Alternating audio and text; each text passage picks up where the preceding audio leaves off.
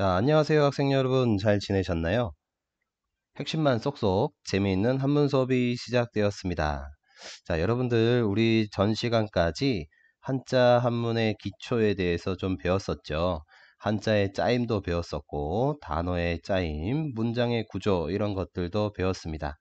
자, 이번 시간부터는 본격적으로 한문 학습을 시작할 텐데, 첫 번째 단원으로 3단원 좀 살펴보겠습니다. 여러분들 교과서 27페이지 좀 보면은 우리가 많이 봤던 글자가 나오는 것 같습니다. 한번 볼게요. 우리가 많이 봤던 글자인데 이 글자 우리 많이 봤었죠. 그런데 이 글자 왠지 모양이 좀 다른 것 같아요. 어떤 글자입니까? 한번 적어보죠. 자, 이렇게 우리가 알고 있는 글자는 분명히 이런 글자였죠. 그리고 의미가 뭐였습니까? 맞아요. 효도, 효열은 글자였죠. 자, 효도, 효라는 글자인데 가만히 글자를 보니까 여기 모양이 아래쪽에 있는 모양이 이것과 이것과 서로 거꾸로 되어 있습니다. 그래서 제목을 등 돌린 자식 이렇게 표현해 놨는데 이 글자는 원래 어떻게 만들어진 것이냐 하면 위에 있는 이 부분 있잖아요. 요 부분은 아버지나 할아버지가 나이가 들어서 힘이 없어가지고 지팡이를 짚고 있는 모습을 나타낸 글자입니다. 그것을 그 옆에서 자식이 부축을 해주거나 아니면 뭐 업을 수도 있겠죠. 이렇게 도와드리는 모습을 한 한자이기 때문에 의미가 효도라는 뜻이 가지게 되었습니다. 자, 이번 3단원에서는 효도와 관련한 한자 성어들을 몇 개 좀 살펴보겠습니다. 자, 그러면 한 장 넘겨서 첫 번째 나오는 내용이 있는데, 자, 처음에 나와 있는 것은 백유지효라는 한자 성어고요.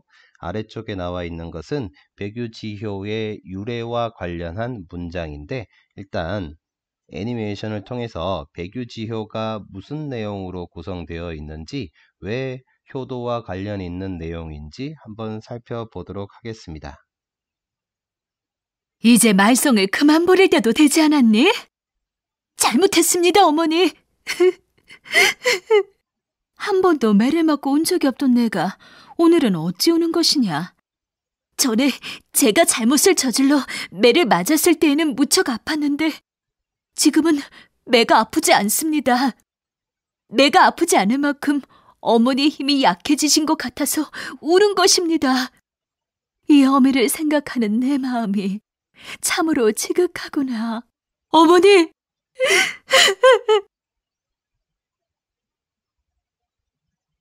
자, 다 보셨죠? 자, 매를 맞고 있었던 아이가 백유라는 사람이었는데, 백유는 사람이요, 이름이고요.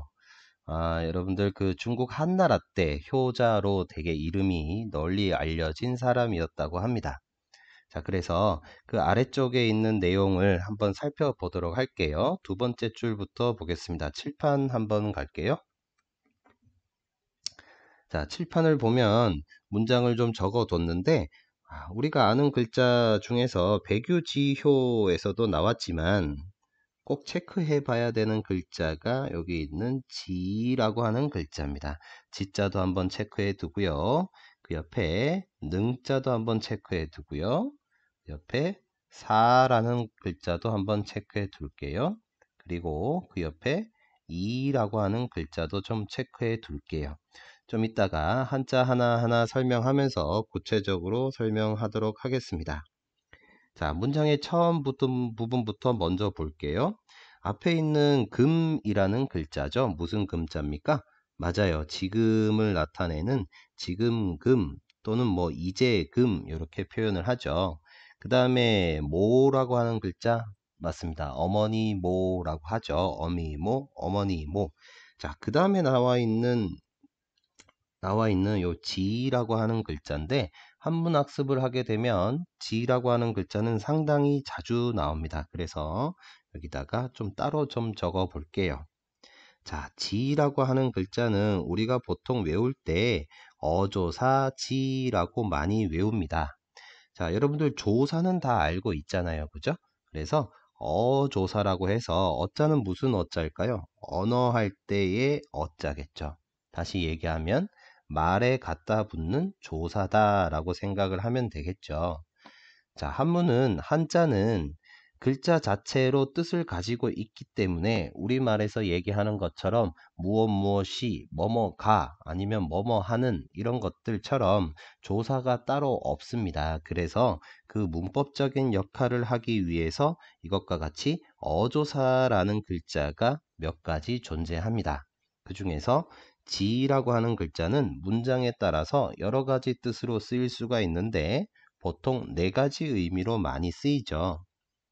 무엇 무엇의 아니면 무엇 무엇 하는 이렇게 의미를 가질 때도 있고 아니면 무엇 무엇이 무엇 무엇가 이런 뜻으로 쓰이기도 합니다.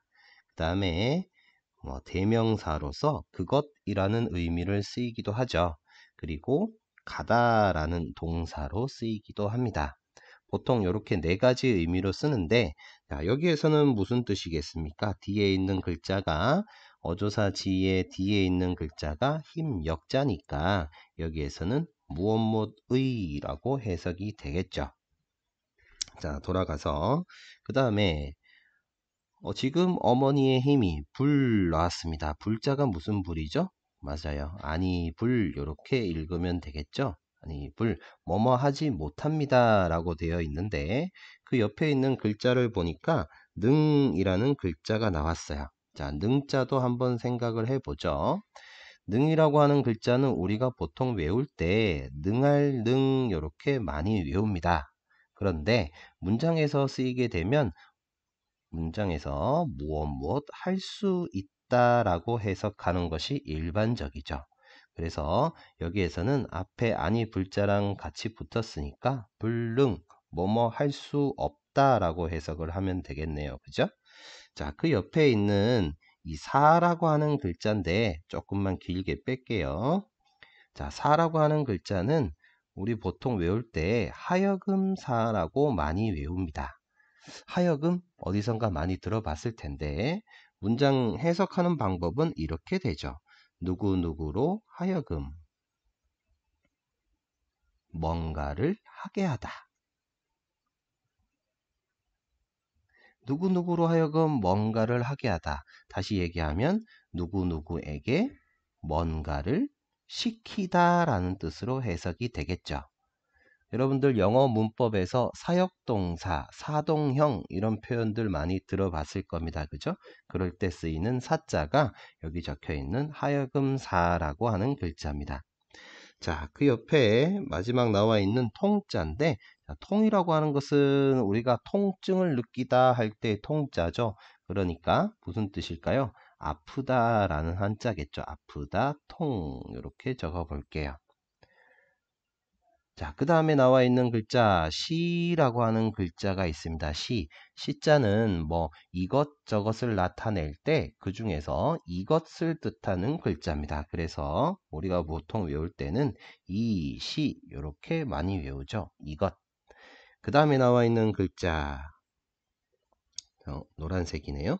자, 그 다음에 나와 있는 글자 이라고 하는 글자인데 이 글자는 보통 우리가 써이라고 많이 외웁니다. 그래서 문장에서 해석하는 방법은 뭐뭐로써 라고 해석되기도 하고요. 그 다음에 뭐뭐 때문에 라고 해석이 되기도 하겠죠. 이렇게 일반적으로 두 가지 경우로 해석하는 것이 많습니다. 자, 그 다음 오늘의 마지막 글자네요. 이 문장에서 자, 이 글자는 울다라는 글자죠. 울다, 읍이라는 글자입니다. 자, 그러면 우리 전체적으로 문장을 한번 해석을 한번 해보도록 하겠죠. 자, 지금 앞에서부터 지금 어머니의 힘이 어머니가 지금 아들을 때리고 있었습니다. 배규를 때리고 있었죠. 지금 어머니의 힘이 불 뭐뭐 하지 못합니다. 능자랑 합쳐서 뭐뭐 할 수가 없습니다. 누구누구로 하여금 누구? 누구가 안 나오네요. 그죠? 누구가 없습니다. 누구 뭐라고 할까요? 아들이 하는 표현이니까 배규 자신이겠죠. 저로 하여금 그죠? 저로 하여금 아프게 하실 수가 없습니다. 라고 되겠죠.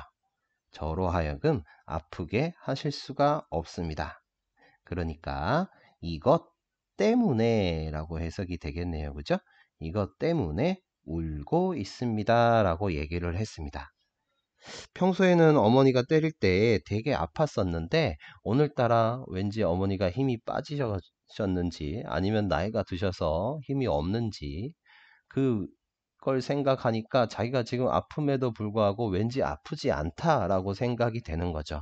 그만큼 어머니를 생각하는 효심이 가득한 걸 엿볼 수가 있었습니다. 자, 이 문장에서 유래가 됐던 내용이 바로 첫 번째 줄에 있는 뭐였죠? 맞아요. 배규지효라는 거였죠. 배규지효 이렇게 적어 볼 수가 있겠네요. 자, 배규지효 해석하면 어떻게 될까요? 배규지효 노란색으로 좀 할게요.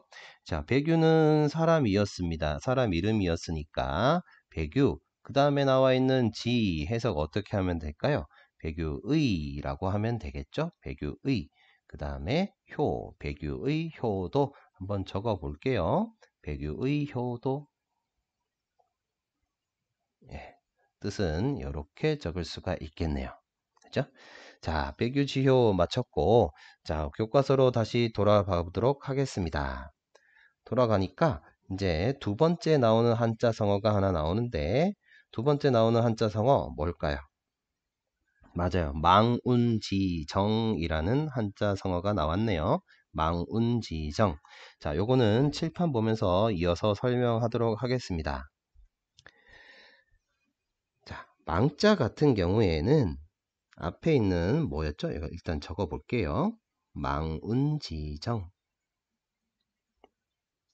앞에 있는 망자 같은 경우에는 뭔가를 바라보다 라는 뜻입니다. 바라보다. 바라본다. 바라보긴 바라보는데 뭘 바라보느냐? 뒤에 있는 운을 바라본다고 그래요. 운자가 무슨 운자죠? 맞아요. 구름 운자입니다. 그 다음에 나와 있는 거, 지 나왔어요. 지자는 위에 있으니까 여기 있는 네 개 중에 하나의 의미겠죠. 그 다음에 나와 있는 정 있어요. 정. 정자는 뭐 감정이나 뭐 뜻을 나타내는 글자죠. 그러면 우리 해석을 할 수가 있습니다. 일단 해석을 해보면 바라보긴 바라보는데 뭘 바라본다? 구름을 바라본다. 구름을 바라본다. 구름을 바라보면서 느낀 뭐뭐 하는 이런 식으로 해석이 되겠네요. 그죠? 구름을 바라보면서 느낀 감정이다 라고 해석이 되겠네요. 자, 망운지정의 의미 첫 번째, 구름을 바라보면서 느낀 감정이다. 그죠? 느낀 감정 이렇게 적어봤습니다. 그런데 구름을 바라보면서 도대체 느낀 감정이 뭐길래 효와 관련이 있다라고 할까? 자, 요거는 유래를 좀 알아야 되는데 여러분들 중국 당나라 혹시 들어보셨죠? 중국 당나라 때 어떤 사람이 있었냐 그러면 저딩걸이라는 사람이 있었습니다. 사람 이름이에요. 영화로도 제작이 되긴 했었는데 어쨌든 저긴걸이라는 사람인데 이 사람은 요즘으로 치게 되면 그 직업을 뭐라고 할까요? 뭐 법관? 법관 아니면 뭐 검찰총장? 검찰? 뭐 이런 쪽의 역할을 하고 있었던 사람이에요. 그러다 보니까 자기 집을 떠나서 외부로 출장을 나가는 경우가 되게 많았다고 하는데 이 사람이 어느 날 출장을 가가지고 태행산 쪽에 이제 출장을 갔다고 합니다. 그래서 어느 날 너무 좀 한가롭게 좀 마음의 휴식을 취하고자 산기슭에 이렇게 이제 올라가게 됩니다. 산책을 하면서 막 거닐고 있었어요. 그런데 이제 달이 이제 이렇게 뜨는 거예요. 달빛이 이제 조금씩 이렇게 비치게 되는데 왠지 하늘을 쳐다보니까 구름이 두둥실 흘러가게 됩니다. 이 모습을 바라보게 됐던 거죠. 구름 같지 않나요? 조금 이렇게 구름입니다. 구름 한 조각이 조용히 흘러가고 있었다라는 거죠. 자, 그러면서 적인걸이 생각을 했습니다. 와, 저 구름이 흘러가는 방향이 마침 내가 고향 땅에 이제 고향에 계신 부모님 쪽을 향해서 흘러가고 있구나. 부모님은 지금쯤 저녁을 드셨을래나? 요즘 어디 편찮으신 데는 없을래나? 이렇게 생각을 하는 거죠. 그래서 망운 지정의 의미는 이렇게 적을 수가 있습니다. 고향에 계신 객지에서 고향을이라고 하면 안 되겠네요. 고향에라고 합시다. 자, 요건 지우고, 자, 고향에 계신 부모님, 누구? 부모님. 고향에 계신 부모님을 향한 그리움이다. 그죠? 이렇게 표현할 수가 있겠죠. 지금쯤 한참 떨어져 있는 이런 생활에서 고향에 계신 부모님을 생각하면서 지금쯤 식사를 하셨을까라고 생각을 하면서 다시 한번 자신이 그동안에 해왔던 효에 대해서 생각을 했었다라는 거죠. 그게 망운지정의 의미입니다. 자, 그런데 여러분들 좀 한 가지 좀 알아둬야 되는 것이 망운지정과 비슷한 의미로 쓰이는 한자 성어가 두 개 있습니다. 자, 어디 한 군데다가 필기를 좀 해 두시면 좋겠죠. 아까 전에 설명했던 유래에 모두 다 나와 있습니다. 적인걸이라는 사람이 뭘 봤다고 그랬죠? 맞아요. 흰 구름을 봤다 그랬죠? 흰 구름. 그래서 여기 이렇게 적을 수가 있습니다. 백, 이렇게 적으면 되겠네요. 백운, 흰 구름이다. 흰 구름이 구름이 되게 많지가 않았어요. 흰 구름이 한 조각 두둥실 흘러가고 있었다라고 해가지고 이렇게 적을 수 있습니다. 자, 읽어보면 백운, 고, 비 이렇게 읽을 수가 있겠죠. 한번 적어 볼게요. 조금만 더. 자, 백자는 흰 백, 그리고 운자는 앞에 얘기했다시피 구름 운자가 되겠고, 뒤에 있는 고라고 하는 글자는 자기 혼자다, 외롭다 라는 글자입니다. 외롭다. 그리고 뒤에 있는 비라고 하는 글자는 날다 라는 뜻이겠죠. 그래서 해석하면 어떻게 됩니까? 맞아요. 흰 구름이 외로이 떠다니고 있다라는 뜻입니다. 유래에서 나왔던 한자 성어와 마찬가지겠죠? 자, 비슷한 의미로 쓰이는 것이고요. 한 가지만 더, 성어 하나만 더 적어 볼게요. 어떤 거 있느냐? 비슷한 표시. 자, 어떤 거 있을까요? 이 사람이 산기슭에 혼자서 산책을 하고 있었습니다. 그러면서 흰 구름을 바라봤다고 그랬죠. 그래서 쳐다봤습니다. 뭘 보았느냐? 구름을 봤다라는 거죠. 그죠? 그리고 혼자서 걸어가고 있었답니다. 어디에서? 달빛 아래서. 자, 이렇게 적어보면 어떻게 읽을 수가 있느냐? 이렇게 간운보월 이렇게 적을 수가 있습니다.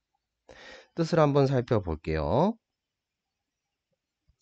자, 뜻을 좀 살펴보면 앞에 있는 간자는 무슨 뜻이냐? 보다라는 의미를 가진 한자예요. 구름 문자는 아는 것이고, 그 옆에 보라고 하는 글자는 걸음을 뜻하는 글자, 걷다라는 뜻입니다. 걷다. 뒤에 있는 달 월자는 알겠죠? 그래서 간운보월을 해석하면 구름을 바라보면서, 그죠? 이 사람이 했던 것처럼 구름을 바라보면서 달빛 아래에서 거닐고 있다라는 뜻입니다. 구름을 바라보며 달빛 아래 거닐고 있으니까 고향 땅에 계신 부모님이 어떻게 지내시는지 너무너무 궁금하구나 이렇게 생각을 했다라는 거죠. 자, 이해되셨나요? 자, 우리 교과서로 돌아가서 다시 한번 오늘의 내용 복습하면서 마치도록 하겠습니다. 자, 먼저 첫 번째 백유지효부터 먼저 볼게요. 백유지효 같은 경우는 어떻게 됐나요? 자, 한번 볼게요. 해석을 하게 되면 백유, 그죠? 백유의, 다시 백유의 효도 이렇게 해석이 되겠죠.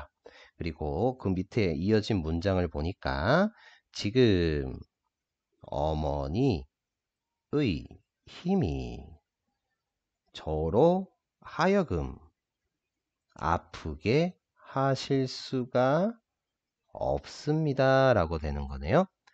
이것 때문에 울고 있습니다. 이렇게 되겠네요. 그죠? 자, 다음 페이지로 넘어갈게요.